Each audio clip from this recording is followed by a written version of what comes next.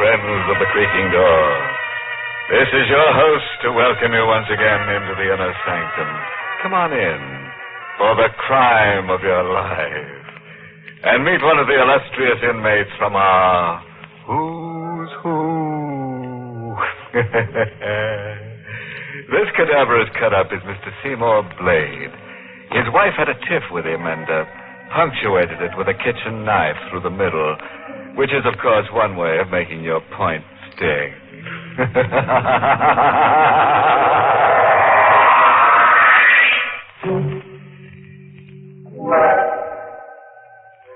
All right, then, lend a fear now to some grim happenings and hear what kind of profits our star, Boris Karloff, in the role of Mark Deavers, reaped when he put up Death for Sale. The ashtray in the reception room is stuffed with half-smoked cigarettes. The disheveled man waiting paces his caged animal steps this way and that. Each second his eyes dart to the door at the end of the room, at the slightest sound. At last, the knob turns. The door swings wide open. Well, Doctor? Well, your wife is in pretty bad shape. Cora is my wife. Oh, I'm sorry. I thought... Forget it. Bad shape. But she's going to pull out of it. Right? Mr. Deavers... She's not going to pull out of it? Well, it doesn't look as if she will. What? There's a chance. Only a very small one, but still a chance. You're lying. She's going to pull out of it. She's got to. We're doing everything we can. Look, even if she has to die, you could pull her out of it for an hour, couldn't you? Just an hour so that she could sign something. Mr. And Deavers. It means everything to me, Doc. You could give her a shot or something, couldn't you? Good day, Mr. Deavers. I'll give you $5,000. Good. $10,000, Doc. And you fool! You don't understand. You've got to do this for me. You've got to.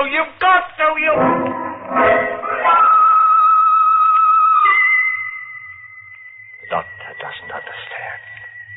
He'd do the same in my case. So would you. So would anybody. $50,000. I was 1 hour away from $50,000. Money that belongs to me. My money that I waited 7 long years for, and I won't be cheated out of it. 7 long years. It all seemed so simple then, so sure. We had a perfect plan for $50,000, and nothing was going to keep us from it, and nothing did. Up to 3 weeks ago. That was when Cora called me at the office. I just thought she was imagining things again as she had right along. I told her so, but she said no. This man was watching her night and day. He is, Mark. He's outside the house right now. Oh, come now, Cora. I tell you he is. Oh, you're just imagining things again. Why don't you try I'm not imagining anything. He's right outside the house across the street, and I'm... You'll be positive after 7 years? I know I've been wrong before, but this time I'm sure Elliot's come back and... What? The doorbell just rang. Who is it? Evelyn? I suppose so.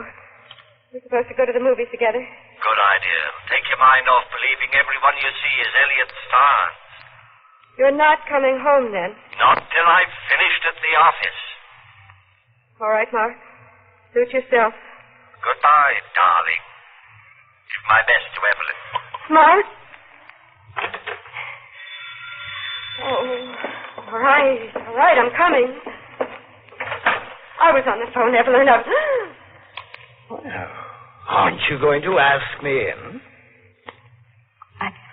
Oh, of course. After all these years, you've probably forgotten who I am. Allow me to introduce myself. My name is Elliot Starnes, your beloved husband. Elliot, you're supposed to be... Dead? Yes, I know I'm supposed to be, Cora, but as you can see, I'm very much alive. I knew it was you this time. I knew it. I think you better ask me in, don't you? After all, it isn't very often that a husband comes back from the dead. Back from the dead. That's what he was, all right. When Cora called me this time, I didn't say I couldn't leave the office. All right, Cora, pull yourself together. But, Mark, you don't understand. Oh, yes, I do. You've been scared for the last 7 years, and you're going to go on being scared for the rest of your life. He wants $5,000 more to disappear again. Well, I didn't expect him to come back just to say hello. Of course he wants more money. What are we going to do? He knows that we collect that $50,000 insurance money 3 weeks from now. He says if we don't come through with his 5, he'll go straight to the insurance company and don't be a fool. He's in this thing as much as we are.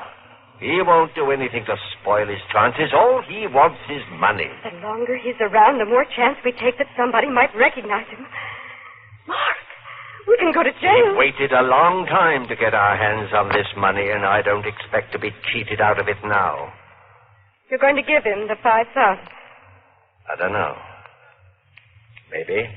But nothing. When did he say he's coming back? Tonight. After midnight. All right. I'll be here. We'll handle Elliot once and for all, and after this time, there won't be any coming back. I guess no matter how carefully you plan, there's always that one small thing you fail somehow to cover.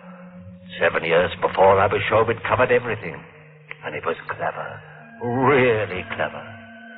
The law says that if a body isn't recovered after 7 years' time, a man is declared legally dead. So we found us a body, Cora and I did. We found Elliot Starn and sold him on death for $5,000.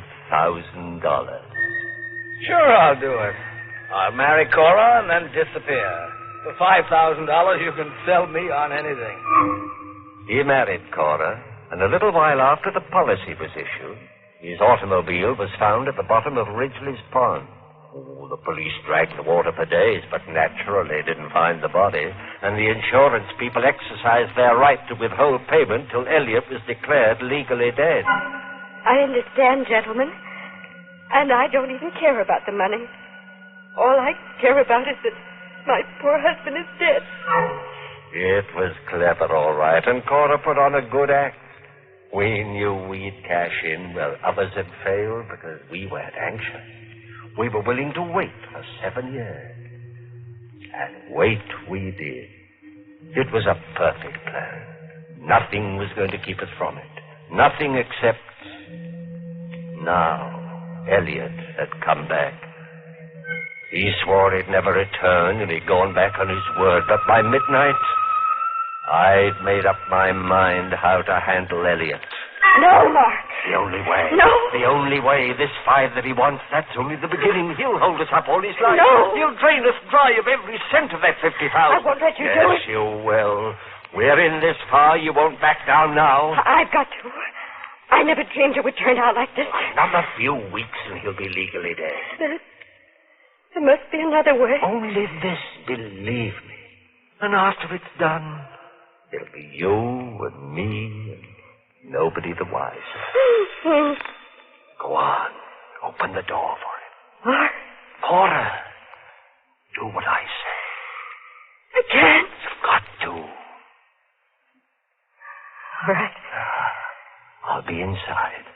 Tell him everything is set. Hello. Oh, Cora. Oh, won't you come in, Elliot? Thank you, my dear. Don't mind if I do.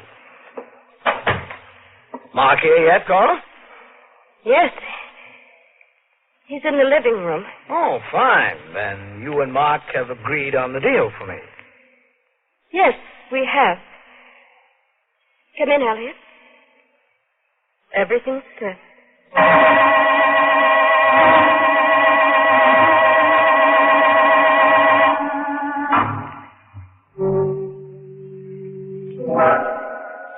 So Mark is waiting for Elliot in the, you'll pardon the expression, living room. Whatever happens to Elliot actually serves him right. After all, here in the Sanctum, we don't go for live people walking around as if they were ghosts. It's enough to scare the death out of us. Poor Cora is so nervous. She just can't look a corpus delicti in the prima facie. Well, enough grave philosophy. Suppose we let our star, Boris Karloff, take up our stock story where we left off. Everything was set. I planned to kill Elliot with the knife I held behind me, and I felt absolutely no compunction about it. Are you... You're joking. No, Elliot. You're crazy. Cora, stop him. You'll never get away with it. Mark, no!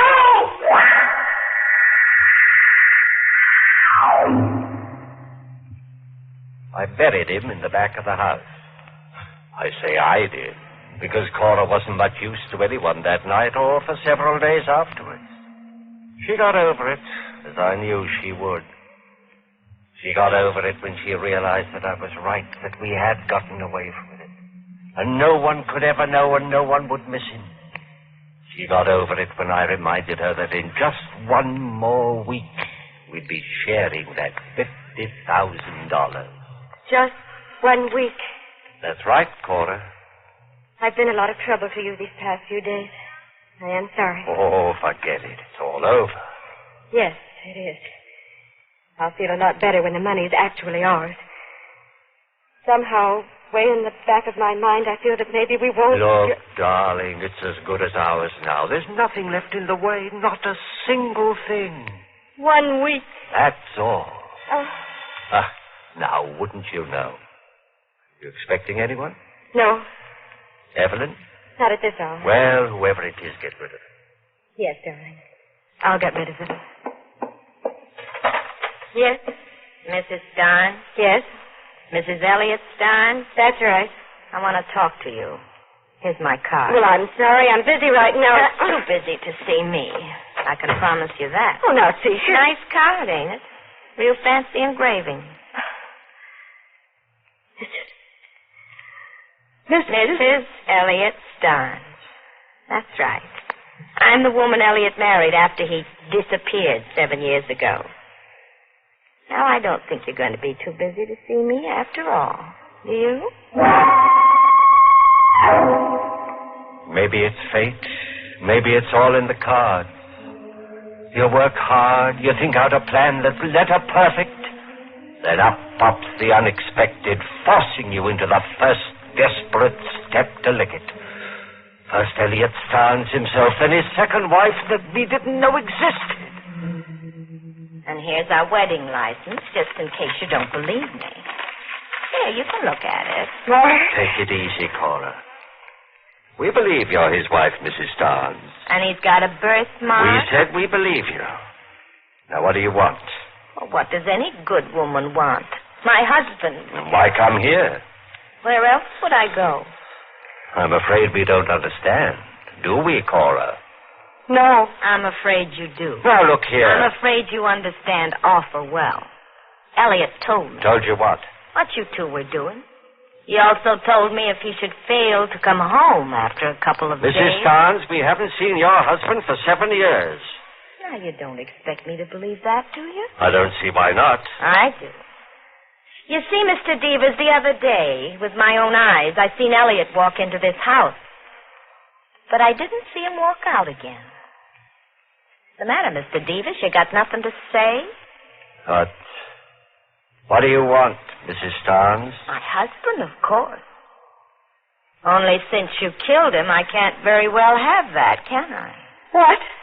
He's the only man I ever loved, and you killed him. I never should have let him come here. For days I begged him not to. Mrs. I made a Stearns. mistake letting him come here. I know that now. But I want him back.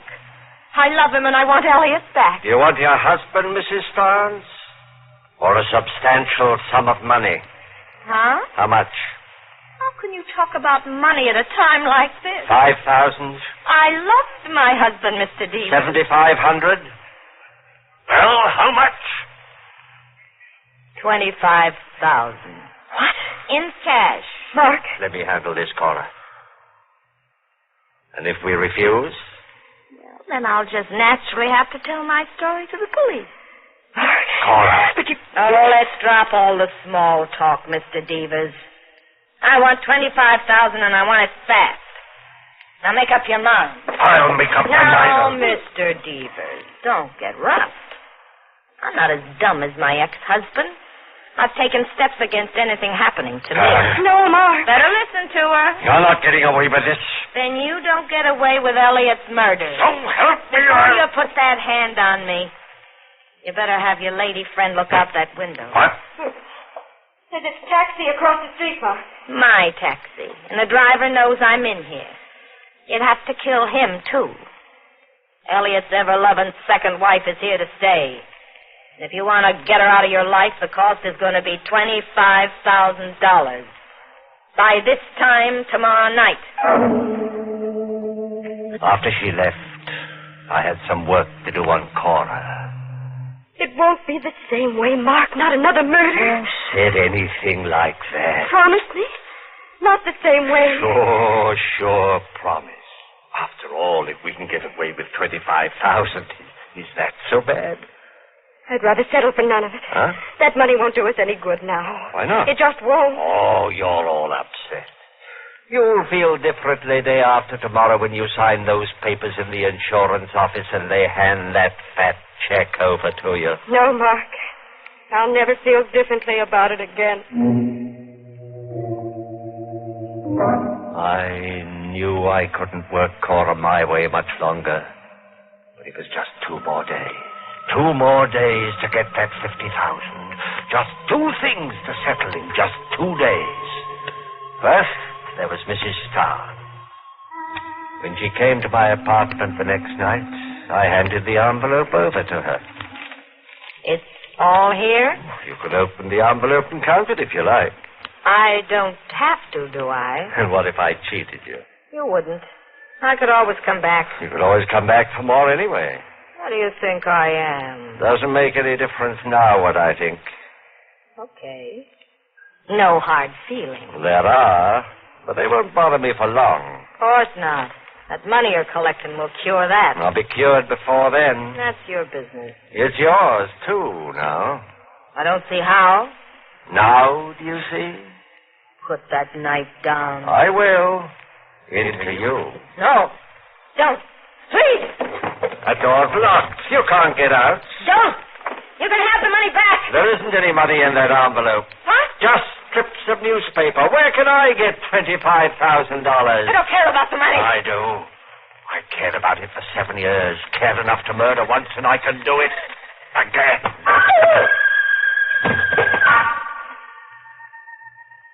Now, Mrs. Starn, I've no hard feelings towards you. None at all. Just 2 things to take care of in just 2 days. The first, Mrs. Starnes was taken care of, and the second was now just an hour away. The $50,000 was waiting in the insurance office for Cora. All she had to do was sign her name on some papers to get it. Oh, you can imagine how relieved I was as I sat next to Cora when she drove to the insurance office. But it was different with Cora. Cora didn't say a word. There's nothing left to say, Mark. Oh, money won't make you talk, Cora. You wait and see. After you get your hands on the... Hey, you're taking the wrong street. No, Mark. Sure you are. This is the way. It's the only way left for us, Mark. Huh? We're driving straight out of town. We're never coming back. There'll be no more murders. Cora. I know you killed that woman. Now, where did you ever get that idea? I paid her and she left. I was outside your apartment house last night. All right. So you know now. What did you expect? I couldn't let it all go down the drain, not after 7 years? Turn the car around. No. You're going to sign those papers. I want that money. It's too late, Bart. Like fun it is. Let go. You're turning this car around. Bart, the wheel, let go.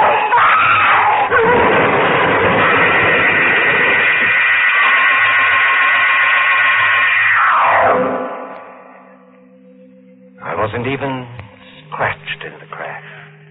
Cora wasn't that lucky. I rushed her here to the hospital. You heard what the doctor said.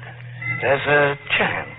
Only a small one, but still a chance. No, the doctor doesn't understand. There's got to be more than only one small chance. I was 1 hour away from that $50,000. Money that belongs to me, money that I've waited 7 years for, and I won't be cheated out of it. Cora's got to live. She's got to sign those papers.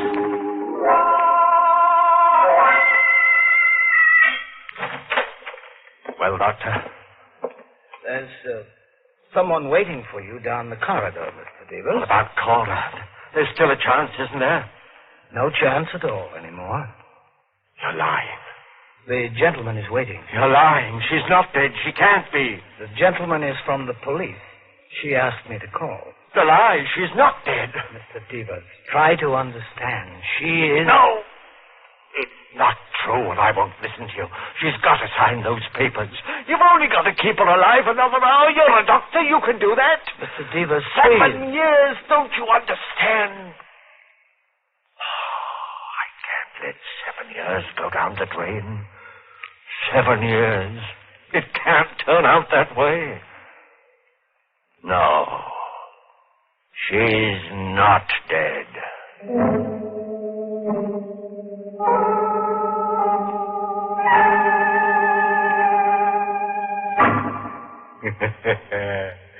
So Mark's 50,000 went down the drain after all. And Mark went down the hatch of a scaffold. You know, I can't feel sorry for Mrs. Starnes. She should have known that a rolling widow gathers only mausoleums. Yes, sir, when you use a dead husband for blackmail, you're bound to end up face down. Oh, a footnote. When you're dealing with life insurance, remember, honesty is the best policy. Well, friends, it's time once again to close that creaking door. Until next week at the same time, when we'll be back with a little hunk of horror. You'll be sure to listen, won't you? Until next week, then. Good night. Pleasant dreams.